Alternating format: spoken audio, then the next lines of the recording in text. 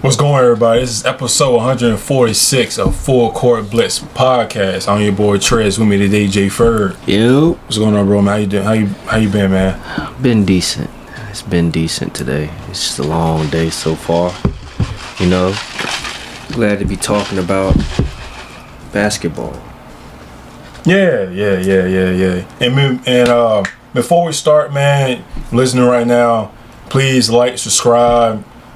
Please follow us on all our social media pages. And I'm just gonna sit here and wait, like I told y'all last week. So I'm gonna just give y'all a few seconds.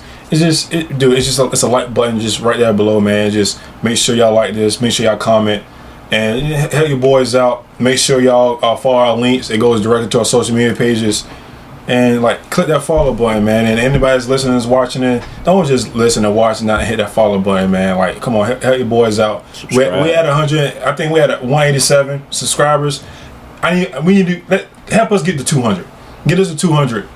Get us to 200, and you listening right now. Get us to 200. You know what I'm saying? And then so on and so forth, right? Yep. So, bro, let's get straight into it, bro. It's just gonna be talking about the NBA. Very late night for both of us. Yeah. You know what I'm saying? So let's go ahead and get this over with. Series is tied 2-2 going to game 4. In game 1, the Thunder were dominating the game the whole entire time. They had the lead. They were winning by 15 points under 10 minutes to go. And then the Pacers was just, they were doing their thing, man. And in that fourth quarter, bro, they went on like a 15-4 run. And then they were led off by Obi Toppin.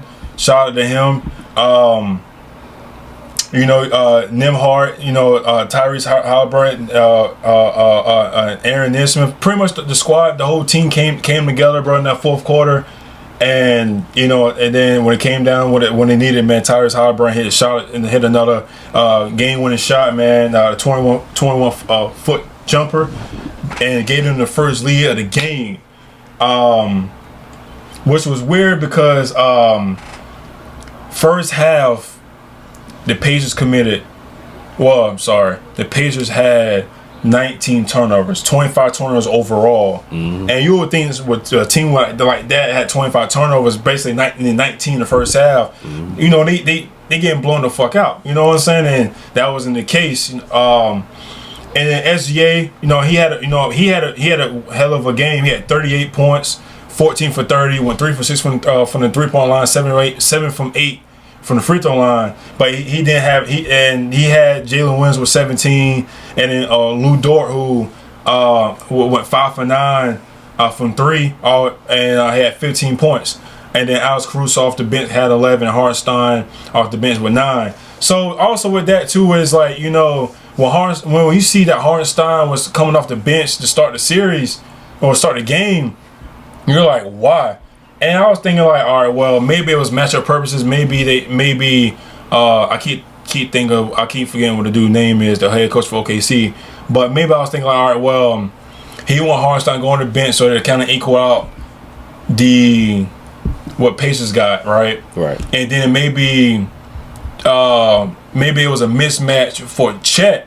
Right. Well, yeah, because he won't be able to handle Siakam on the defensive side. So then I was all right, well, maybe we'll just do like that. But then it came down to, all right, well, when the Pacers play the Cavs, well, their two towers with Evan Mobley and Jarrett Allen, they thought, all right, well, that's an advantage for them. So I'm assuming that's what the head coach thought. Like, hey, look, we ain't gonna do that. We'll put Hartenstein on the bench and let Chet do his thing and go from there. But your advantage is having two big men in the lineup. Mm-hmm. And then goes down to game 2. Basically in game 2, where they did in game 1, they basically just they started the game dominated and they finished the game dominated. And for OKC, they won in 123-107. Shea had 34 points, 5 rebounds, 8 assists, went 11 for 21 from field goal, 11 from 12 from the free throw line. J-Dub had 19, Chet had 15, and Caruso off the bench with 20. And then Wiggins, man, off the bench had 18 points, 5 8 from 3. Pacers, and in that game, Pacers just struggled just offensively. Well, nobody hitting anything. Just a terrible game from the Pacers overall in Game 2. Game 3, the Pacers bench dominated, bro. I mean, they outscored OKC's bench 49-18. They ended up winning the game 116-107. The Thunder started off the game high. Chet and Dort combined with 22 points in the first quarter. The Pacers outscored OKC 40-28 in the second quarter. The Pacers defense was just locked in, bro. After that, I mean, it was showing SGA a lot of bodies, limiting him from the free throw line. Shea was trying to single-handedly to take over that game, and I understand what he's the best player, but sometimes, man, you can't do that, bro.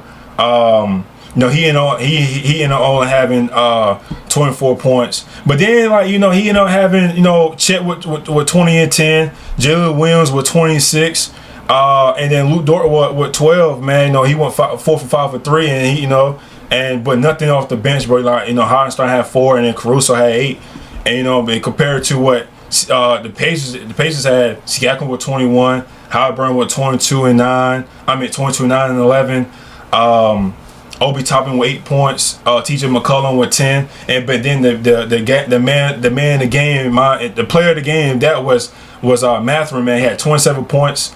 He was 9 for 12 for field throw for field goal. He scored the most points coming off the bench in finals history since Jason Terry did it in the 2011 finals against the Heat.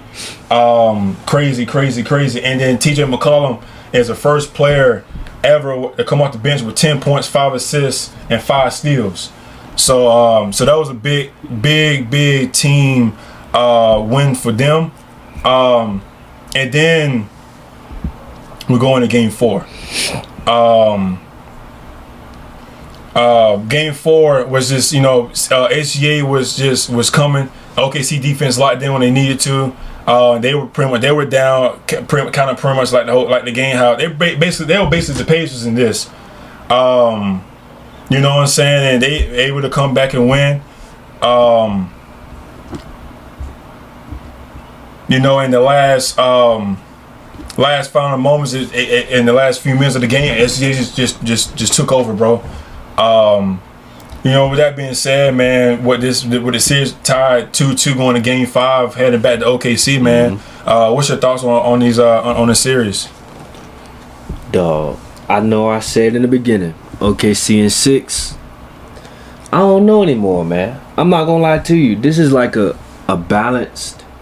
This is a balanced final series. Like from before, you said we haven't seen a 7-game series in a long time. This one could potentially go 7, bro. Both teams are 1-1 at home court. From here on out, everybody has one home game, at least. I want to see how this next game is going to turn out, in which we've heard, people say, oh, Game 3 decides the series, Game 4 decides the series. We don't know anymore. They're going back and forth. This is literally a balanced final series. A lot of people say they weren't going to watch this. I believe a lot of people should be watching this. This is really how I think a final series should really go. Like, it should be 2 damn near evenly matched teams going head to head. And at this point, you got to figure out who the best coach that plays along in it too. It's not just about the players. The coach got a game plan. And OKC, they're really, not really just OKC, because I can see both teams are doing their substitution changes, like how you said with the Hardenstein and Case and Wallace, change up in the starting lineup. Then you have late game, you got Obi Toppin coming in for Miles Turner, something like that. Or in foul trouble, you might got, Neesmith having to come out, and then Obi Toppin or McConnell coming for him. This really is like chess at this point. Yeah, this is a chess match.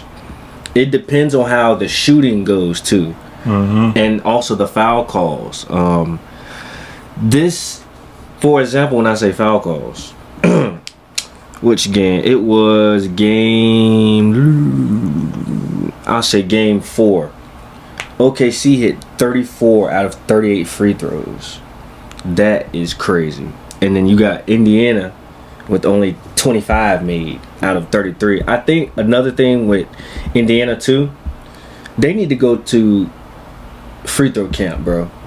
Because if they would have hit their free throws at a higher clip, game by game, I think they would be a lot closer and change a lot more of these outcomes, bro. Yeah, that's 25 from 33. That's eight misses. Exactly. 8, and like for game 4, that's 8 misses, man. I mean, those 8 points you missing out.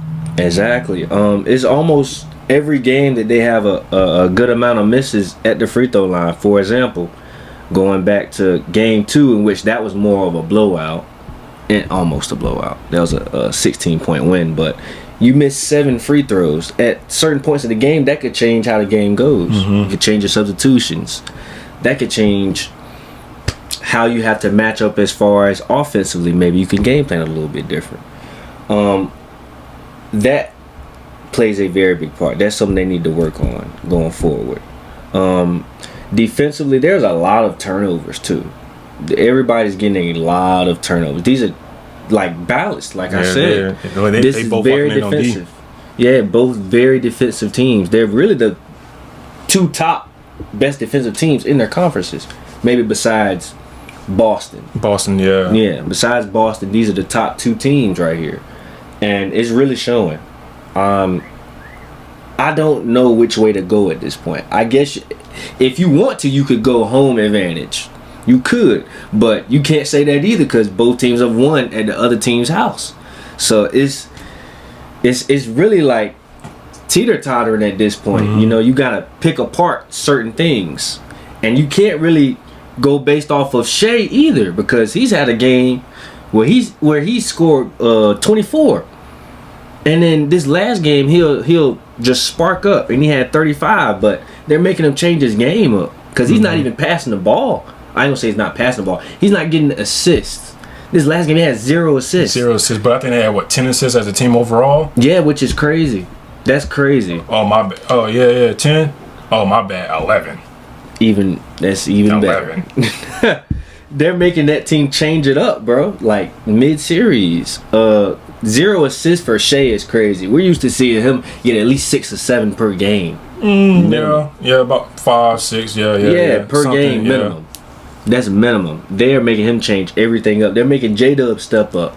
They're making Chet step up. They're making Caruso step up. They need more help though. They're going to need more help. Dort might have to be a little bit more consistent. If not him, you might gotta go get Wallace to step up. Wallace has been a no-show offensively, to be honest with you. Yeah, I understand. I just didn't understand them adding him to the lineup, but I think they did that to balance out the guards component. Yeah, but I think like I said earlier, their advantage is them using their bigs. You know That's what I'm saying? True. That's true. So another thing,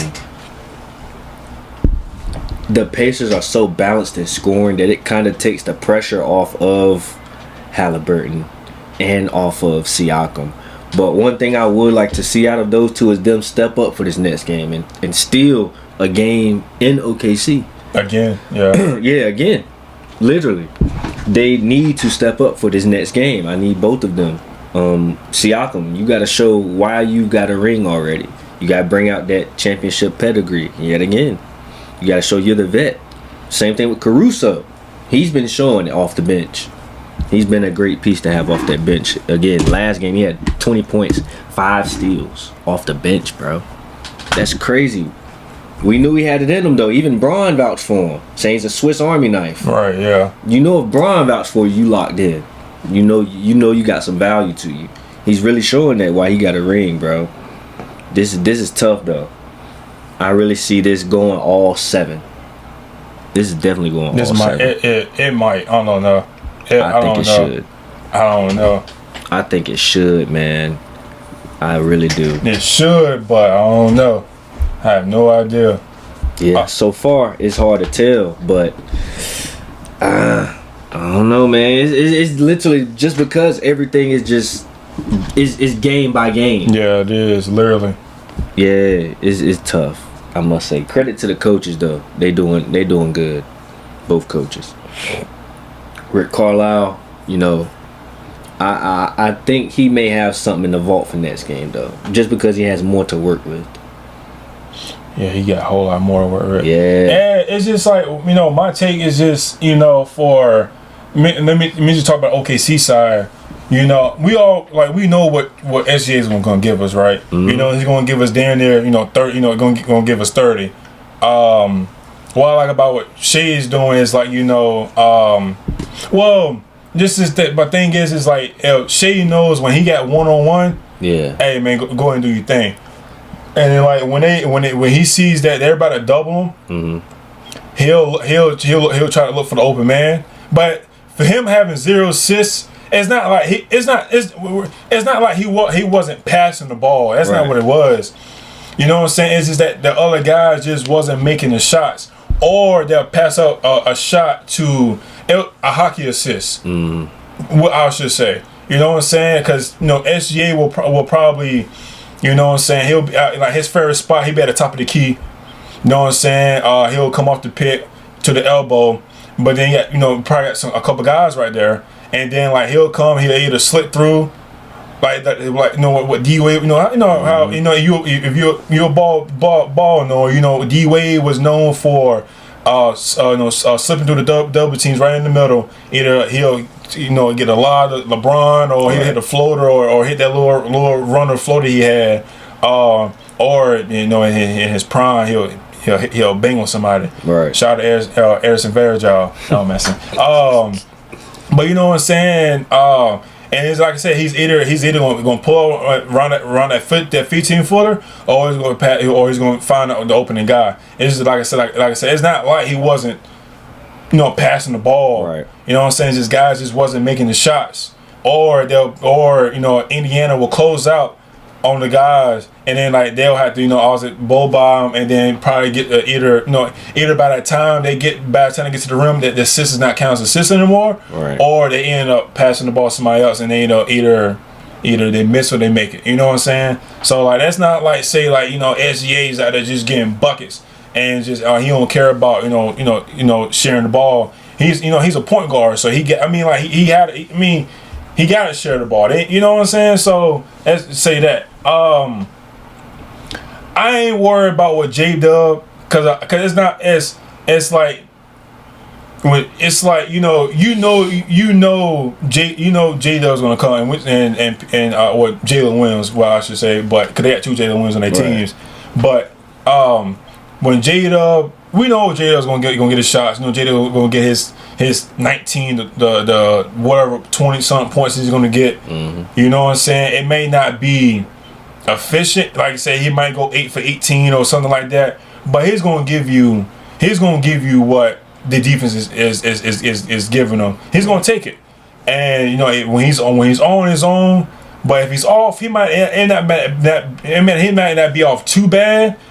But we know that he's gonna give it. But we know if he's off on offense, he's gonna give it to you on the defensive end. Oh yeah, you know what I'm saying. But and then that when Caruso is balling, they win. When he dropping 20, they win. You know what I'm saying. And so like when Caruso's coming on the bench, he's doing his thing. A lot of things is flowing for OKC, and it's just like, all right, now who else off the bench can do that? Like like game 2 we saw it was game 2. Game 2 it was Aaron Wiggins. Yeah. You know what I'm saying? So it's like right, it was game 2. Yeah, 18. Yeah, game 2 it was Aaron Wiggins. So it's like we need more of that from OKC and not just waiting on just Alex Caruso. But really for real, the guy that really needs to step up, and I don't think he's ready for the moment yet, is Chet, bro. Mm. I think Chet if Chet didn't miss his rookie year, cause he missed out. That's a lot of basketball. That's a lot of basketball he missed. And then obviously, last season was really his first year. Then going into this year, he missed some time, and he just got back right when the playoffs started. Mm. Chet is missing a lot of time, and it seems like he don't know what he want to be. And it's like, dog, like you 7'2", and it's just like, dog, like be aggressive, but the dude is so like frail. He's so frail, and it's just like, and I was at my dad's house yesterday, and like, you know, I guess I missed the part where I guess he got hurt or whatever, he fell on the ground, and SGA was mic'd up, and I hear SGA say, hey man, get up man, we need you man, get up, and then like he got up, so it's like, dog, like come on bro, like you know, you gotta step up, bro. Like it's like if he like more aggressive, bro, I promise you, bro, Indiana Indiana won't even be handling right now, bro. He'll be dog walking all over Miles Turner right now, bro. As he should. If he knew what he was doing, bro, I'm telling you, Chet will be out here hooping, bro, and you ain't had to worry about him. And that's really and that's really what this whole series gonna come down to is Chet. Cause like you think about it, bro, it's the OKC don't have a big three.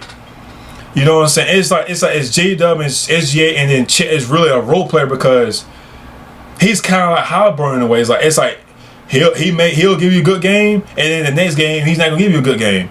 And it's like, and then he doesn't rebound. He doesn't rebound the way you want him to rebound. You know what I'm saying? Like and kind of go the same way with Miles Turner. But when I get to Indiana, I talk about Miles Turner. But it's like, dog, like you 7'2", I need more than like 7 rebounds, bro. I need, bro, like you like the tallest dude on the court. I need about, bro. You should be averaging about 12 or 13. You should be like Rudy Gobert with the damn rebounds, bro. And giving me 20. Like you should be giving me 20 and 12, bro. You should be averaging 20 and 12. For real. You know what I'm saying? And like, and for you not to give me that, bro, like something's wrong with your game. And it's just like you gotta step up, bro. From game 5 until y'all get 2 more wins, he gotta step up. And then you don't really have to put too much. Then you not really rely on your bench. You still need your bench though. But like, if he's giving you 20 and 12, J-Dub's giving you 19, obviously SGA is giving you 30. As Caruso probably give you 8 to he might give you 8 to 12 points, nothing crazy. And then you get somebody else like Lou Dort, like who in his finals he's finally having a series now in the playoffs. And you get those what 5 guys I just named, bro. I'm telling you, bro, they really could be maybe up 3-1 maybe, or it could still be 2-2, but it won't be in a bad way of being down 2-2. You know what I'm saying? Right. But Chet's gonna be Chet. If OKC gonna have to win these finals, Chet is gonna have to be the reason, bro. And it's like it'll take a whole lot of pressure off of SGA because he ain't really got to go out and give you 30. I mean, like he's young, get his buckets, but at some point in time, bro, like. It's gonna get old, and it's just like, bro, like at some point it's like, all right, now, like it's just like, all right, bro, like who's gonna help me, bro? I need somebody else gonna help me out. You know what I'm saying? Like, you know, if it was me, all right, I don't get my numbers, but golly, is somebody else gonna step up? You know what I'm saying? Like, can somebody else drop 30, or not even 30, or can somebody else drop like 20? That's like D Book before he had Chris Paul when he was out there, you know, dropping all these buckets. You know what I'm saying? Like, you know, is anybody else gonna help? You know, but I mean, but you know, AJ is going to hit the shots, but bro, like for the Thunder to win, bro, 2 more games, bro, Chet is going to have to step up, and I'm talking about he's gonna step up in a big time. Yeah, like bro, he's very capable of shooting the ball very well as a big man, be down there in the post, rebound. But it's like you said, bro, his dude is fragile, bro. It's like he's playing like a damn baby deer out there, bro. Like, do you not know what the hell you doing on the court? Like, you down there looking worse than Rudy. Nah, he ain't bad as Rudy. He ain't bad, but bro, like you looking like Lays and shit. You looking like it, right? And then on the Pacers side, man, can Halliburton start having these games where he looked good in one game, the next game he flopped? Cause like when he dropping 20 or more, and what double-digit assists, they winning. But we ain't got that. Neither one, they losing. It's crazy. It's predictable as hell. Because now it seems like in Game 5, it seems like he's gonna have a big game. And then like if they win, it just seems like Game 6, he ain't gonna have a big game. Yeah. But then again, in Game 6, they in Indiana. You know what I'm saying? No telling. So it ain't no. It's really no telling. This Indiana hasn't lost back-to-back games since mid-March. So is it possible that they'll lose Monday? Yeah, but like I don't know, cause like you said, it's bro, like you know, like how like everybody else is watching, like bro, these finals is you don't know what the way this is gonna go. You know what I'm saying? Like you really don't.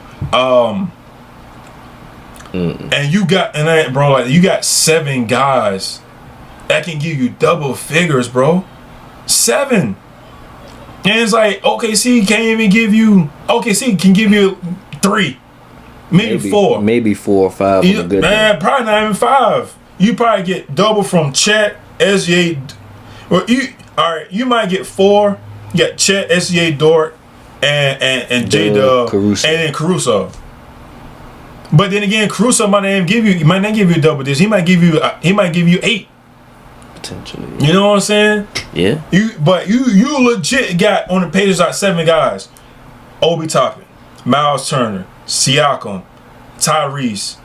Matter of fact, I think I'm probably forgetting more. Nembhard, Neesmith, T.J. McConnell. Bro, like Mathurin. Bro, like you got 8. Bro, I know I forgot somebody. Bro, you got 8 guys to give you double figures, bro. It's crazy. And bro, you think about 8 times 10, that's 80. Bro, like they all score. Let's just say they all get 10, right? 10 is 80 right there, right? And then somebody's gonna have a 25 ball. Maybe 20. Let's add 15 more points to that. That's 95. Then somebody else gonna probably then and add 10 more. That's 105. And then add 5 more. That's 110. Right there. That's the ball game right there. Yeah.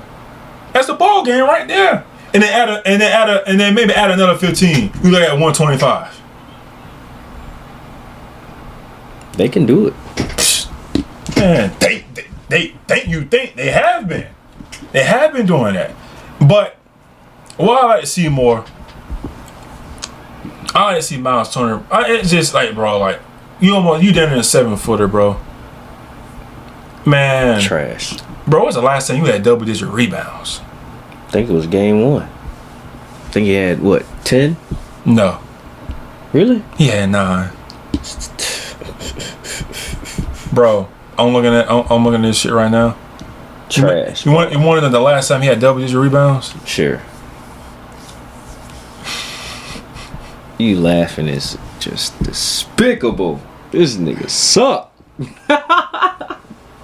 This is not a traditional The last time this man had double-digit rebounds was game 1 of the second round against Cleveland. He had 13 and 11.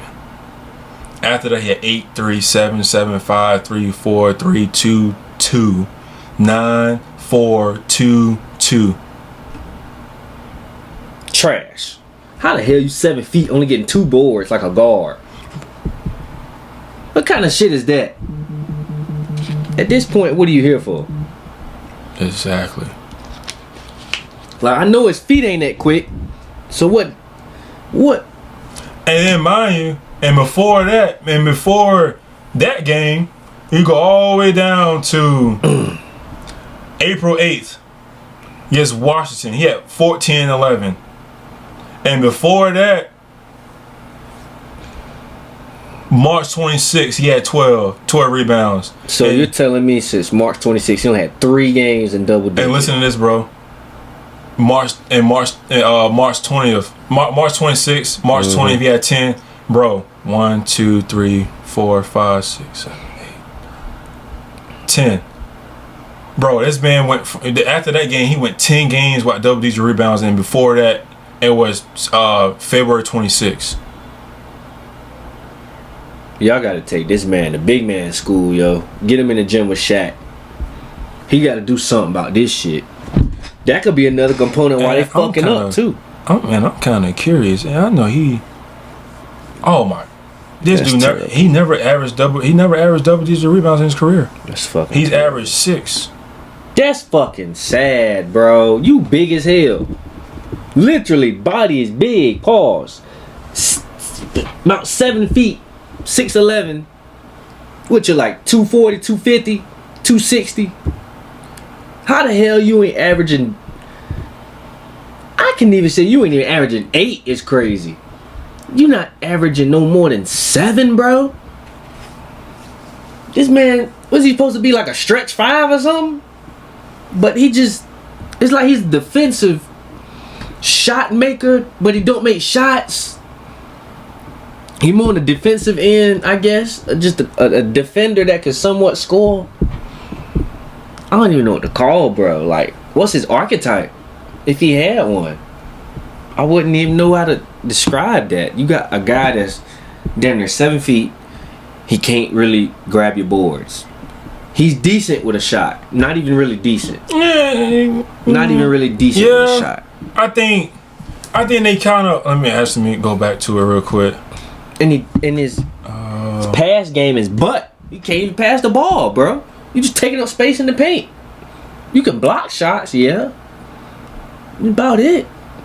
I mean, a defender, you know, for your team, I guess your role is good, but overall for him, that shit's ass. Yeah, cause like you look at his first couple years and his first few years in the league, he wasn't really making threes like that.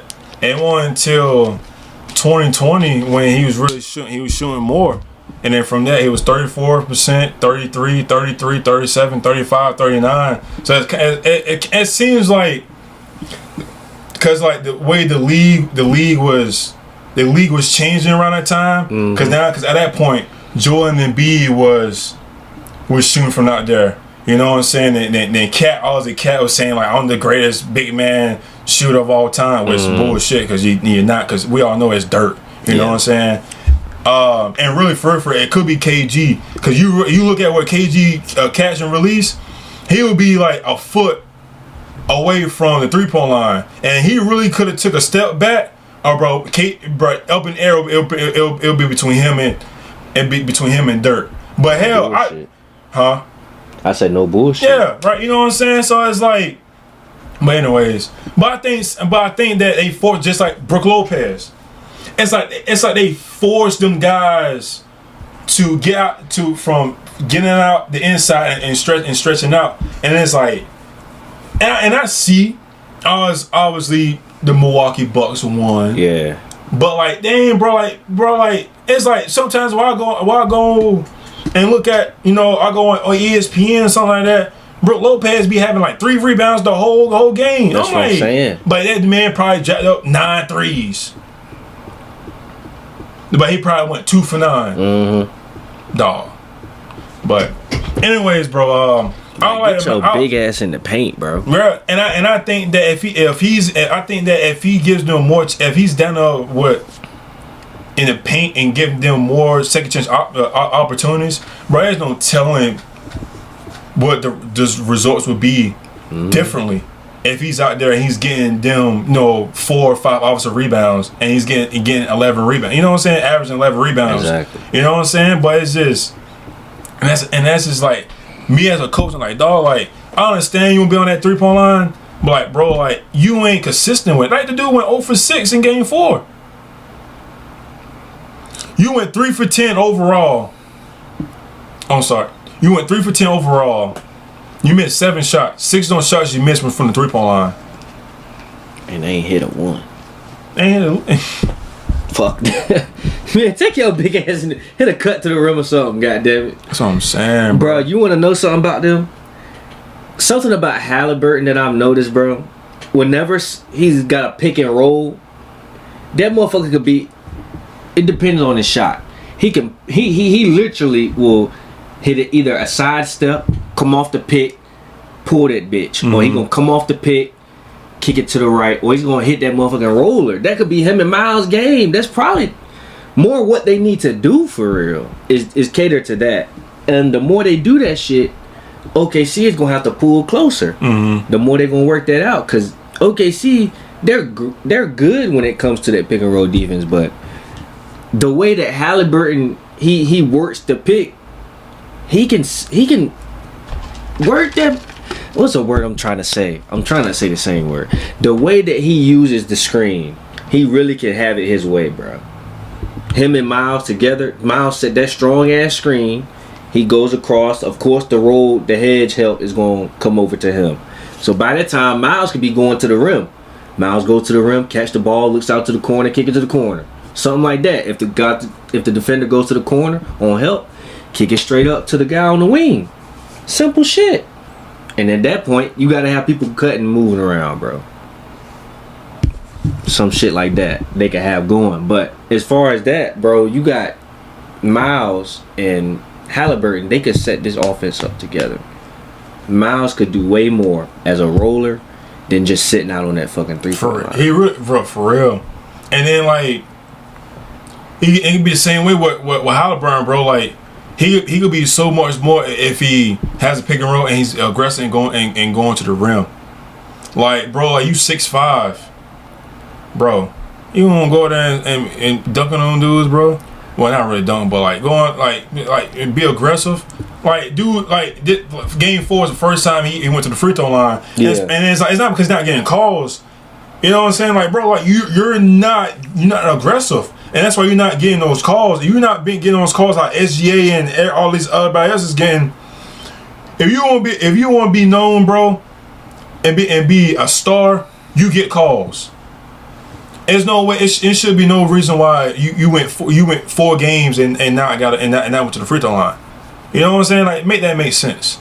You know. And they looking at it, it's like, oh, and the rest looking at it, and it's crazy because, and you really got to think, yeah, and it's crazy because you have to really think about this. The rest are looking at him like, all right, well, it's ever so often he's going to go to the rim. Yeah. You know what I'm saying? It's over so he's going to be aggressive. So, yeah, we'll see what happens. You know what I'm saying? Like, if he ain't getting smacked, oh, no, we good. Because he ain't aggressive enough. And it's really how probably the rest is thinking about it.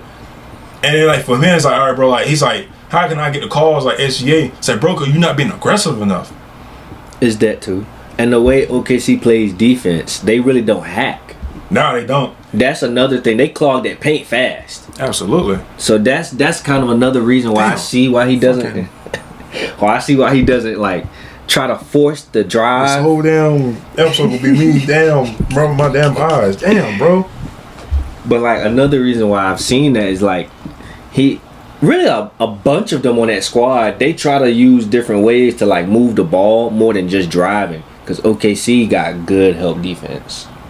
That's one thing I've noticed too about them. Like, they can clog that paint in so quick. Everybody can move their feet. From what I've noticed, at least. Even Hartenstein at times can move his feet. So yeah, right, can. Every team need to pick up on that shit and try to improve on that for next season. Because looking at a defensive team is like refreshing. Just not watching a motherfucker just jack up threes the whole game, bro. You gotta legit game plan this out. Show that you can actually hoop.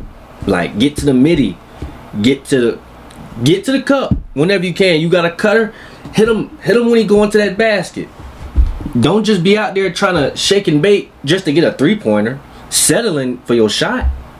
This series here is making them show that they can do more for everybody. Like, as we said, Shea ain't passing the ball like that. We probably got in this series, from what I saw, Jada might be having as much assists as him overall, not just an average. Jada been getting that rock off. Shoot, Caruso, he been coming off the bench. He averaging more than Hartenstein. He probably averaging almost. No, I ain't gonna say that. He's close to averaging what Chet is averaging with his 20-point game. Damn, fly. Damn. With his 20-point games and shit. And they made Shea's points average. It's not. I ain't gonna say it dropped, because he's still getting his 30-point games. He still got like 3 of them. But you could tell that he's having to work a lot more for this series. Like they said in last game 3, he was looking tired, bro. You never seen Shea tired. Never. This team is fully balanced and they're giving him the business, bro. You have to work with this series. That's why he needs his squad. He needs the whole team. Chet, step up. Yeah, you're right, bro. Dort, step up. About what part? Dort got 17 total assists and SGA got 15. Yeah. Yeah. What about J-Dub? That's what I'm talking about. That's what okay. J-Dub got 17. That's what I said. Well, you said Dort. Oh, I meant J-Dub. J-Dub got 17 assists total, and then SGA only got 15. Yeah, so that's what's crazy. Even though J-Dub can pass that walk-off, you wouldn't expect that. Am I doing my... Yeah, I'm doing it. Yep, 17 to 15, yep. We don't even know if Shea is going to up that.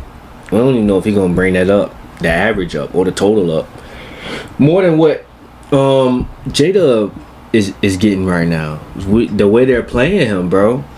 They're really playing the whole squad. Like, usually they'll run and guard up on him to where the rest of everybody else got to score. He just get to pass that ball off. It's not the same. They locking down everything. Of course, you can't lock shit. That's like trying to lock down a point guard version of KD almost. He's going to give you 30 minimum most games. That's just a given, bro. He's a smooth bucket. It's just like that. But you gonna have to focus on everybody. Like, as they're doing, that's your best chance to win. You just gotta have your shit on point. That's where you gotta fuck with Miles. Tell Miles, get your big ass in the paint. So simple. That's wild. They sucking assists. That's crazy. Mm-hmm. I saw Chet only got like 4 assists. Dort got 2. Yep. Like, Alex Caruso got like 11. Mm-hmm. And I'm telling you, bro, they really locking that shit. They ain't no team buckets, man. Yeah, well, I mean, yeah. And it's also but yeah. And it's just basically just, all right, SCA, you get your shit, and then like you don't get it, pass it to somebody shoot it. Or they'll pass it out and give it to somebody else. Yeah. Compared to what Indiana's doing, you know what I'm saying? But really picking rules. Yeah, but you know what I'm saying? But everything is a lot of ball movement, and it's really Halliburton really is just taking over the offense because I mean, that is either him or TJ McCollum. You know what I'm saying? Yeah, because Nembhard, he's not showing up for the most part this series. I mean, defensively he's there. He may have his little splash. Yeah, he had his little moment. What game was it? Game 3? Mm. When he brought the handles out in game 3. I was like, I was like, where you get these motherfuckers like, what from? the hell is this shit? I ain't seen this shit in Gonzaga. Like, bro, he been up in that bag now. Yeah, lately. Recently he been doing it. He been think popping about out. It, bro. The man got cornrows with fucking headband, boy. Hey, taking it back, yo. Hey, looking like AI out there, boy. Hey, on some shit like he got a little snatch on him too. I don't know if you've seen it. He got a snatch. He got a little snatch bag on him. I'm telling you, he can get busy. He just don't do it like as often as he really could, bro. He really could pop off. He need for real, he need to, because if Tyrese ain't giving you more than 20, they ain't winning the game, bro. They ain't winning, and it is weird because like if he ain't scoring 20, they lose. But you know what I'm saying? When he scored more than 20, you know what I'm saying? Like he winning, and it is weird as hell. Yeah, it don't make sense. It don't make sense, and that means like if he gives you less than 20. That means somebody like Siakam probably gave you 25 or 30. Or somebody off the bench probably gave you a gave you good production minutes. You know what I'm saying? Right. Man. No. You know, moving forward with the rest of the series, man. Like, are you still sticking with your pick, or with it going in 6? No. I say 7, but yeah, I still got OKC, but in 7. I might say OKC. I don't know, bro. When we left Phil, and I saw the way, and when the way they came back in game 1, I'm like, bro, they got eight guys that can really score in double figures, and OKC ain't got shit. you got three maybe gonna give you that every day. I mean every game. You were just hoping two other people might show up and match. Right. They ain't guaranteed. You guarantee at least 5 from Indiana. Yeah. At least to get you 10. That shit ain't working on that OKC. Hell no. They second best scorer is J-Dub. He getting you at least 17 a game. Minimum. From game 1 he had 17. Next game 19. Game 4 he had 26. Game 4. Game 3 he had 26. Game 4 had 27. So he can get you a minimum of 17. And really every game he's scoring more. Yeah. Yeah. So we're gonna see how it turn out this next game. Scoring more, but he needs to be more efficient. That's the thing. Yeah, he can't shoot. He really can't shoot. His 3-point percentages, but he just be jacking them, bro. It's like Brunson, but not as fluent, let's say. But he damn sure be jacking them threes, bro. That's not really his game, so to speak. But he can get you a bucket. All right. I kind of do want to talk about NFL though. Probably one topic. If you see which one I want to do. Actually, I'm gonna do the QB pressures, and that'll be it. All right. Any final thoughts before we do our last topic? Just OKC in 7. If it don't go to 7, oh the fuck well. These ain't my teams, dog. These ain't my teams, but that'll be tough. I think it can go 7. Y'all let me know how far y'all think this series gonna go. 6 or 7? Man, I need that shit done in 6. I don't care. Regardless of what happens, yeah. It's gonna be, a historic championship either way it go. Yeah, because they go. Let me see. Game 7 will be. So like, that's June. Game 7 will be June 22nd. That's on Sunday. Ooh, championship Sunday. Yeah. Nah. That'll be tough. Next game is Monday, June 16th. Yeah, Monday. Yeah. Thursday, June 19th. Yeah, it's back to 3 days. Damn. That's a bet. Yeah, that's it for me, boss. All right. So let's go ahead and get these talk about the NFL real quick. We got talk about what pretty much it's like QB pressure.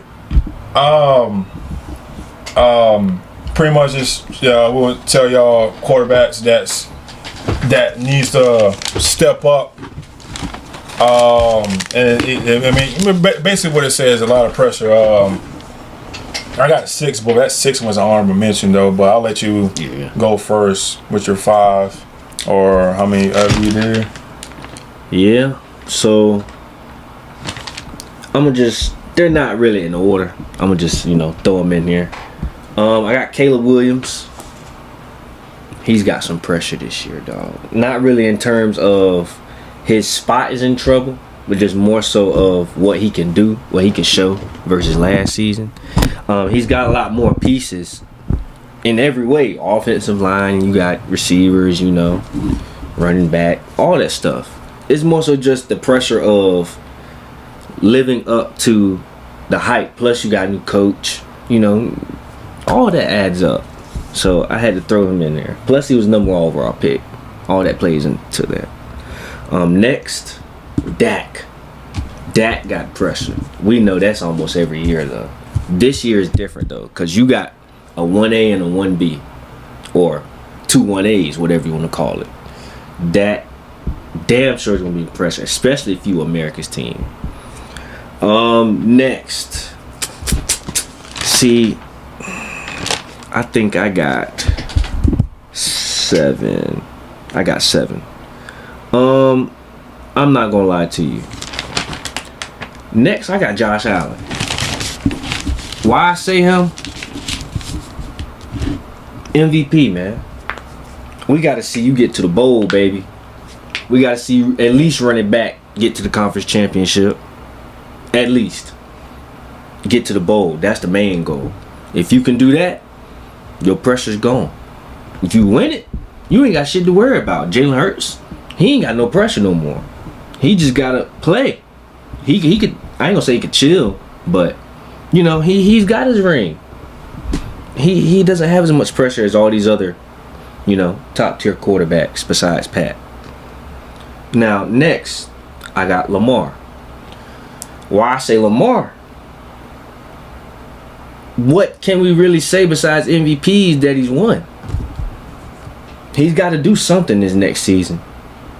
He's got to get some type of, at least a conference championship. Beat the Bills for sure, or Kansas City if you run into them. That's your pressure. You got to beat them big dogs. We got to see that you in this for real. We got to see that you can take it to the next level. Mind you, some of it is decision making, some of it is drop passes, yes. But at the end of the day, the game got to get won. And this one might shock you, man. I got Burrow. I figured he was gonna say Burrow. The way that I kind of figured. Mm-hmm. Why I say Burrow? He ain't been to the playoffs since 2022. He hasn't been in the playoffs since 2022. Yep. Which is crazy. He's got more playoff wins than a bunch of quarterbacks on one of my tiers. Yeah, I mean, all that came from his 21 and 22. Well, that's his Super Bowl run, because he probably got what, 3? I think it was 4. He got 4? What I think it was 4. What am I missing? I want to say it was 4 games because he played. Matter of fact, no, it's 6 wins altogether, 3 and 3. Ain't 6 21 wins. and 22. For real? Wrong. 5. Final answer 5. Because I'm thinking about the played amount. It's played amount. It's 5 wins. It's 5 wins. He's got 5 wins.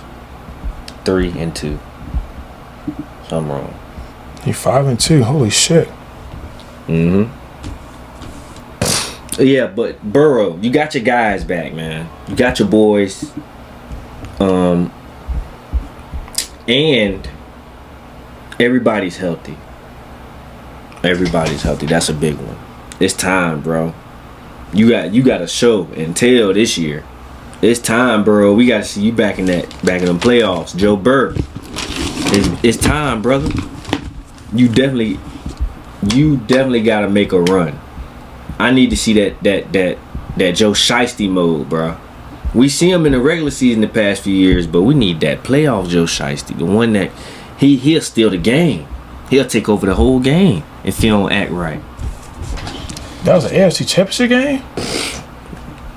Oh shit. Next. These ones, I'm not gonna lie, I might have been reaching with this next one. I said Jay Herb. I might have been reaching. But why I said Jay Herb? Because in his last playoff game, he threw 4 picks. We need better from him. I need him to win some games, basically. Get to the playoff and win some games. You know, you got a stacked defense. Your offense is getting there. You just got Mike Williams back. He could be a piece to help you get to that next level, potentially. We need to see you win something. Lastly, I'm going to say Kyler Murray. That's my last one. And this one could be a reach, potentially. He just got paid a few years ago. I ain't seen no return on that investment yet. So, I need Kyler Murray to ball out. Otherwise, I would be looking for the next replacement for his ass. If I was GM owner, that would be me. But yeah, that's my final. That's about 7. Right. 7 quarterbacks under pressure. All right. Well, I got 6, but my 6th one, that 6th one is an honorable mention. I got so my honorable mention, I got Sam Darnold. Who leaving the Vikings, going to Seattle. Also, we know what a year he had. 14 wins, or 15 wins, or wherever it was. He showed what he was supposed to look like when he was supposed to come in the league. But honestly, I think that at that time when you get drafted to the New York Jets, you're just bound to just have a terrible career. Mm-hmm. You know what I'm saying? I think that him going to Kevin O'Connell was the best thing for him. I'm just not sure if him leaving it was the best. I understand that they drafted JJ and all that and whatever. And I'm glad that he was able to get his money and go somewhere and maybe he can have his own team to where he doesn't have to worry about anybody behind his back. But they ended up drafting Jalen Milroe, so you know what I'm saying. I'm gonna look very close attention to Sam Darnold, because from what you did last season, I'm not saying you gotta replicate that, but you gotta show some flashes of that like, hey, like, last year wasn't a fluke, right. And you know what I'm saying, you doing your thing, you know what I'm saying. Now I get into my list. At number 5, I got Dak Prescott. Entering year 10, he's 76-46 as a starter, 2-5 in the playoffs with five appearances. In the regular season, he's able to show his big arm capability. There's no doubt about his leadership at all. You know what I'm saying? Like when he's playing, they're not going to win without him. You know what I'm saying? Regardless of all that shit was going on with Cooper Rush and all that, and we could be trolling about that. Cooper Rush ain't taking it nowhere. Or whoever, when Dak was out. You know what I'm saying? Mm-hmm. When Dak is on the field, they're have a higher chance of winning than anybody else. Right? Like I said, so his leadership is on and off the field, is no doubt about that. And when he's playing ball, he's especially at elite level, like it looks good, and his team feeds off of that. And I'm talking about on both sides, about offense and defense. But just in the regular season, he just plays good enough to be a Pro Bowler, and really that's all he really is. You know what I'm saying? Mm-hmm. But when he's off, it's really fucking bad. Wild pressure from his rookie year to 2022, his average completion against pressure is 50.3. 2023, that went up 11% at 61.5, and then last season it went back down to 54.1. So outside of that, Dak isn't a very accurate quarterback when he's under pressure.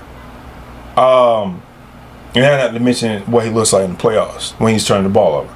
Also his poor decision making, and also, like I said, him turning the ball over in situations. For what I need that to do is, you're on your second head coach, right? Second head coach. It's time for you to step up. You need to start playing better in big moments. And then it's about time for you to have playoff success, bro. You had Amari Cooper, now you got CeeDee Lamb, and now they went and traded for George Pickens. I understand that you can go through coaching change, and obviously, we all know about that injury he had with his ankle and all of that. But that's way past the point now. Dak, we're giving you, we're very harsh on you. And we have to, because you're on America's team, and we got to do that because your owner put himself out there. But dog, it is time for you to have some playoff success. It is time, bro. And if you go out this year, and with the two receivers you have, and you don't go out there, and you don't make it to the championship game, at least I ain't gonna lie to you, bro. And you may not make it to the end of your contract. And y'all know you just signed it last year, but you might want to start looking at who's behind you, or who they may go get, because it's a lot. It's a lot. Dallas fans is impatient, and some is not his fault. But dog, you're the captain, you're the leader. When it comes to football, when franchises, the quarterbacks are the face, and you are that guy. And you're a multiple time Pro Bowler. You done got your second contract. Oh, we play the same way we give you credit when you win. We won't give you credit when you lose. You gotta play better. Gotta play better. At number 4. You said at number 4 you were struck. Oh, well, not mine. Number 4, I got Justin Fields. Entering year 5, 14-30, 14-30 as a starter, and going to his third team. He's struggling to identify coverages and blitzes. Him going to the Jets, I need for him to be better as a passer. When with Pittsburgh, he went 4-2 as a starter. He showed that he could be a game manager, especially the second game of the season or the third game of the season when they played the Falcons, and they scored 5 field goals. The game score was like, I forgot I know they scored like 15. It was like no touchdowns, but that kind of showed that him able to be a game manager, right? He posted his career high in completions percentage at 65.8. He went 5 touchdowns in the air, 1 interception, 124 yards rushing, 5 touchdowns on the ground, and 1 fumble loss. So him going to New York, I need for him. I'm hoping that can show that he can develop as a quarterback. He's reuniting with Garrett Wilson, so we'll see if that can help him out a little bit. If he does not show any type of improvement, they will not hesitate to go and draft a quarterback next year in the draft, or maybe basically just gonna find his replacement. And he's on a 2-year deal, so it's not like you're there for long, anyways. Right. You know what I'm saying? At number 4, you were hesitant to put him on the list. I'm not. Put that motherfucker short ass motherfucker on this list. Kyler Murray, bring you here now. Look, bro, you going to year 7. You're 36, 45-1. The dude has dynamic talent as a dual threat quarterback. Last year, bro, through 10 games, the week 10, they were 6-4. They finished the season at 2-5, and in that stretch, he had 9 touchdowns and 8 interceptions from week 12 to week 17. Jeez. He had, the Cardinals and him has always faded around mid-season for some reason. I don't know why it's like that. Just been like that. According to PFF, under pressure this past season, he was 63 out of 124. That's 50.8 with 3 touchdowns and 7 interceptions. When Blitz, not too bad with numbers, but touchdown to interception ratio is not good. When he's Blitz, he's 63.8 pass completion, 5 touchdowns, 6 interceptions, and his QB rating is at 63.6. He struggles to connect with wide receivers, and you can see that, especially when D-Hop was there, and now with Marvin. And I think that's kind of the reason why Marvin didn't look too good, because I think that Kyler missed a lot of opportunities, and especially the comment that he made where, the report asked him, why you ain't looking at Marvin, whatever, and he's like, my job is to, your job is not to give him the ball. Dude, he went, number 5? The second receiver drafted in last year's draft, and your job is not to give him the ball. Really? You're the quarterback. All that game to do. It was multiple times he was wide open. You're not even looking at him. You're just scrapping around. Stop playing around, bro, and play ball, bro. Come on, bro.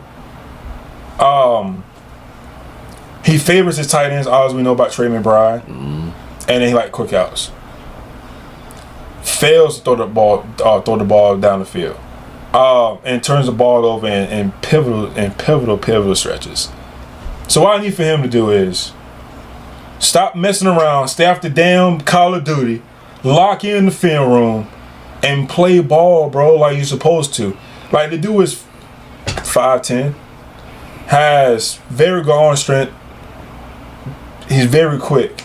Dog, like, that's, bro, like, that is such an advantage. Hoop. Well, not hoop, but play ball, bro, and stop messing around.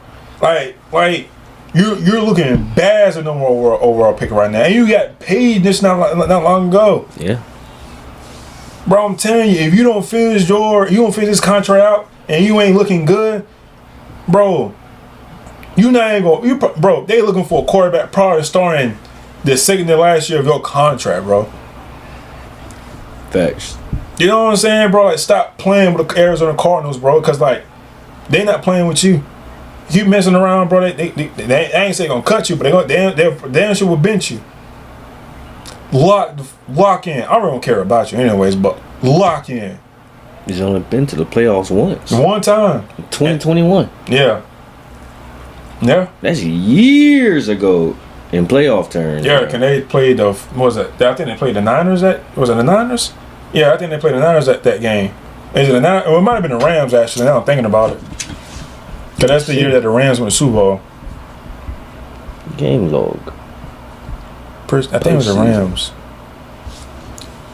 Pretty sure it was the Rams. 2021. It might have been the Niners, though. It was the Rams. Was it the Rams? Mm-hmm. Yeah, that's what I thought. That's what I thought. And they lost 34-11. Oh, yeah. I knew they got blown out. I knew they got blown out. Because they faded. They went like, then they started the season at like, they were undefeated. They were undefeated, like 9-0, 10-0, something like that. And then like after that, I think they went like 11-6. Was it injuries that year? For them? Hell no, they just suck. He went 19 out of 34 for 137 passing yards, no touchdowns, 2 picks, 2 carries. Now you got me want to go there and look. 6 yards. Bro, I'm pretty sure, but no, I'm curious now. His QB rating was 40.9 that game. I'm real nosy now. I love, man, because of Kyler Murray, I like to talk shit. Oh, yeah, they went 7-0. And they finished the season 11-6. Damn. 11-6. Yep. Look, yep. That's not terrible. Bro. Overall. Bro. I can't say that's terrible overall. Going 11-6. Because it's relatable. Yeah, but then week 14, they lost against the Rams, Detroit, and the Colts. They lost 3 straight. After that bye week, they went 2-6. Didn't the same thing happen to the Chargers? Didn't they go undefeated for a good portion of this past Chargers? Hell no. Hell no. No. I'm sorry, buddy, but no. Check. I know the Chargers definitely did it. It was Kansas City and Kansas City and Detroit. Was it Philly? Kansas City and Detroit. No, Detroit lost the first game of the season. No, hell no, I want Philly. Hell no. I'm thinking about somebody. Trash anyway. It was Minnesota. That's who it was. Yeah. Minnesota. Yeah. Yep. Damn, man. They sold the fucking clip. How long did they last? I know. Minnesota went for a hot minute though. Oh no, it won't be Minnesota. I could have sworn it was. Oh, it was. They went 5-0. Yeah, they It might have been time. it might have been on the them. Because then after that, Detroit lost their first game of the season, and then they went on the hot streak, and then up till I think they played against Buffalo when they got whooped. Or was it the Rams? The Vikings went 14-3 just to lose in the first game. Oh, they lost the second game of the season. My fault. It was Buffalo game because that's the game. Yeah, because Josh Allen went off that game, right? Everybody, watch your mouth. Yeah, Josh Allen went off that game. He had 4 total touchdowns that game. Over 400 yards, over 400 total yards. Anyways, but yeah, Kyler Murray, step your game up, dog. At number 3. Number 3? Mm-hmm. No, actually. No, that was Kyler Murray was number 3. At number 2, Trevor Lawrence. T-Law. Man, I don't remember the last time I ain't called you Sunshine, boy. I don't think I called you Sunshine Lawrence since probably your second year in the league, man. Something like that. You just now Trevor Lawrence. I don't even know why I ain't put T-Law. You wouldn't deserve that damn name anymore. Damn, that used to be your boy, didn't it? Yeah, he used to be my boy, but now he fucking up. That was my dog, but no. Entering year 5, he has shown flashes of being an elite skill, throwing the ball deep. But he's been very inconsistent, has poor decision making, and dealing with injuries lately. He's going to his 3rd head coach in 5 years. He's 22-30 as a starter. First 4 games last year, he averaged 53.4 in his completions, his passing, his completion percentage. And his development, you can't say it has been because the lack of the play calls and head coaching. Obviously, he had Urban Meyer, and that wasn't well. And he had Dougie P, and obviously what Dougie P is known for.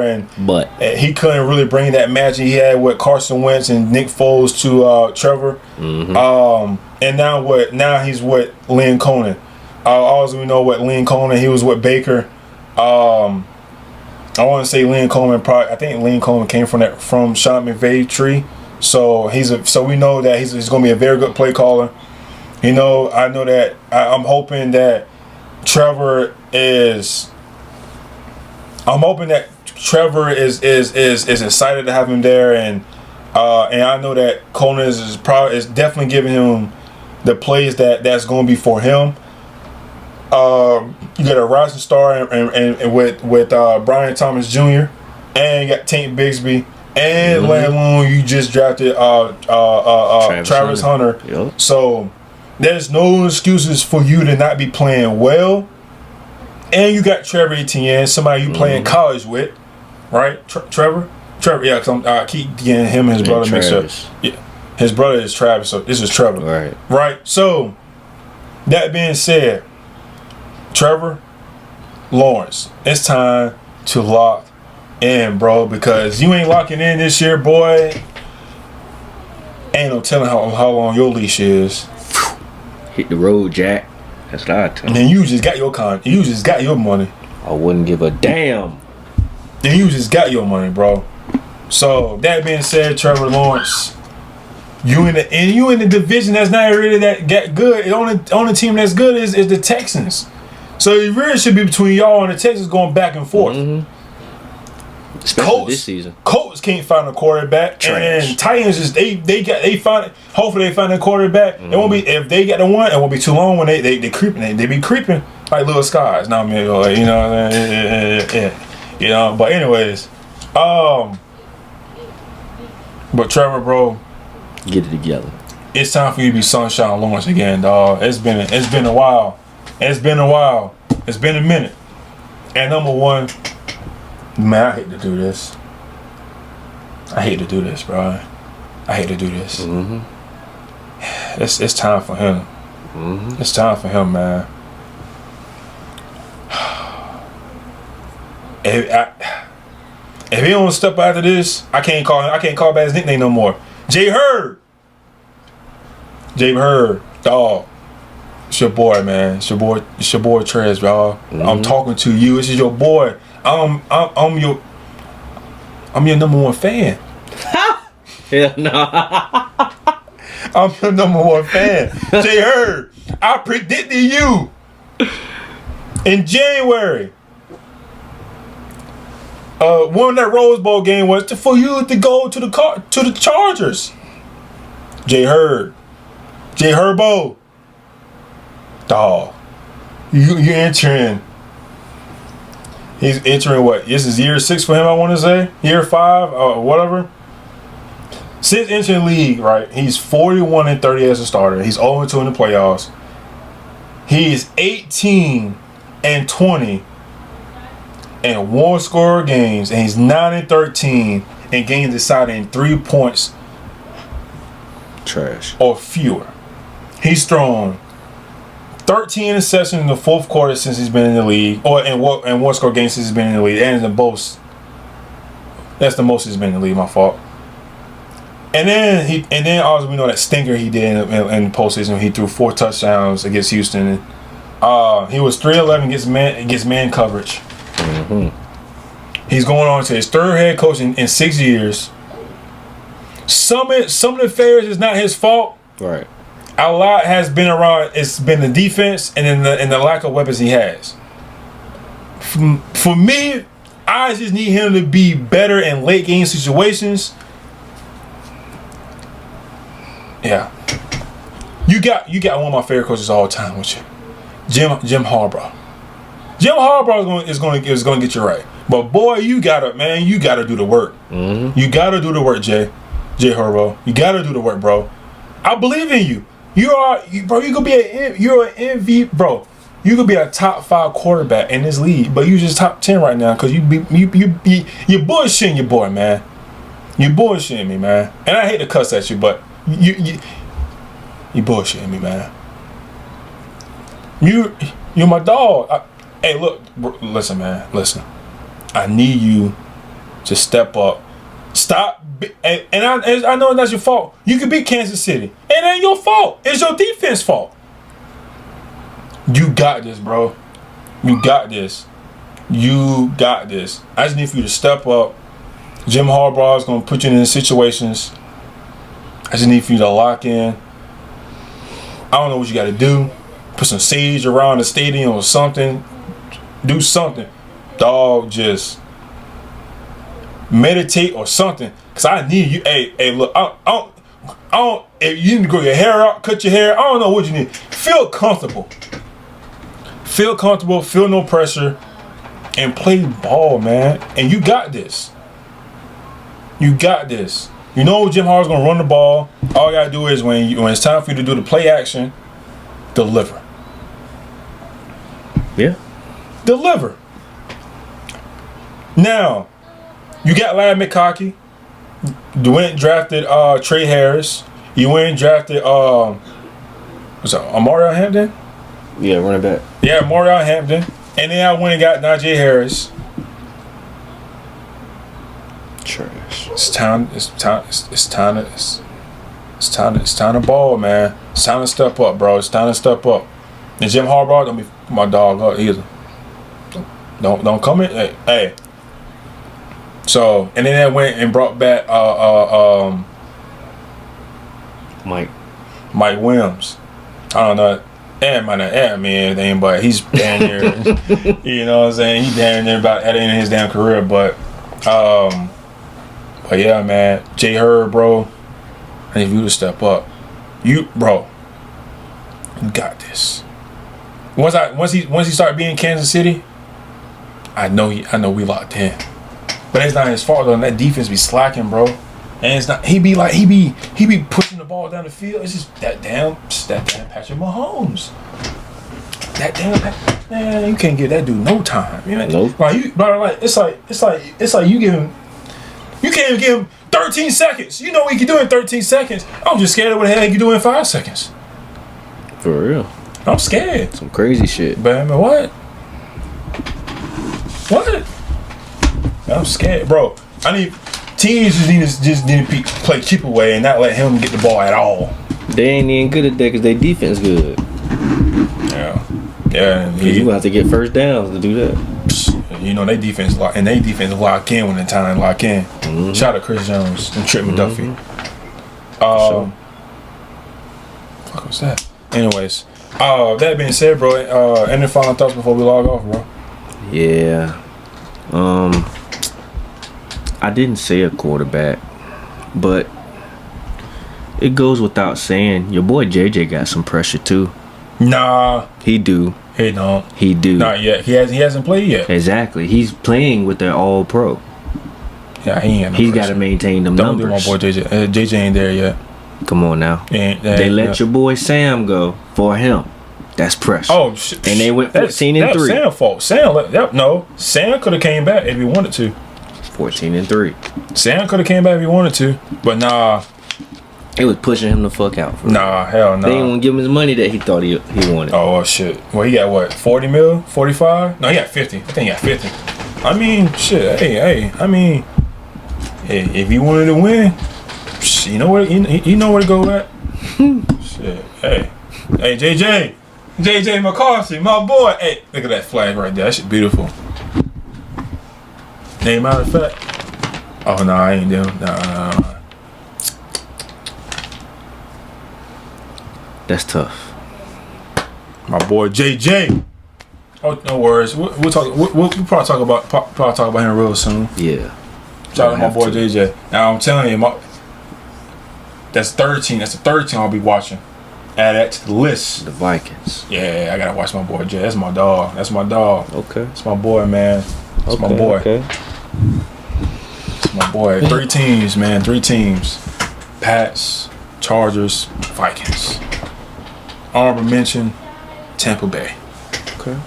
No, yeah. Mike Williams, Mike Evans, man. I done messed up my boy's name. That's crazy. Yeah, I don't even deserve to watch him anymore now. I don't know now because they got a fuck out on that team now. You know, a Mega and Buka. So I don't know. I don't even know. I want to watch them now. So I don't know. We'll see. And I drafted a fuck out on my team and Trevion Henderson. That's tough. Yeah, it's very tough. Yeah, that's it for me. Y'all listen this far, man. Please like, subscribe, comment, follow our social media pages is in the link down below. If you're listening, please rate the show or whatever you listen to your podcast, either on Apple or Spotify.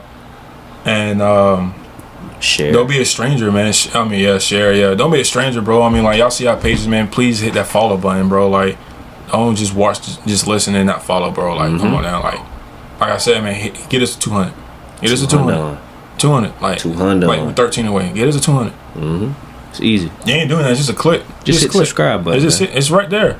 Hit the like button. It's right there. Comment. Well, the comments like, but and like, subscribe, bro. Like all of it. Do all of it, bro. Like, come on now. That being said, man, I'm your boy Trez. J Ferd. This is the end of episode 146, and your boys is out.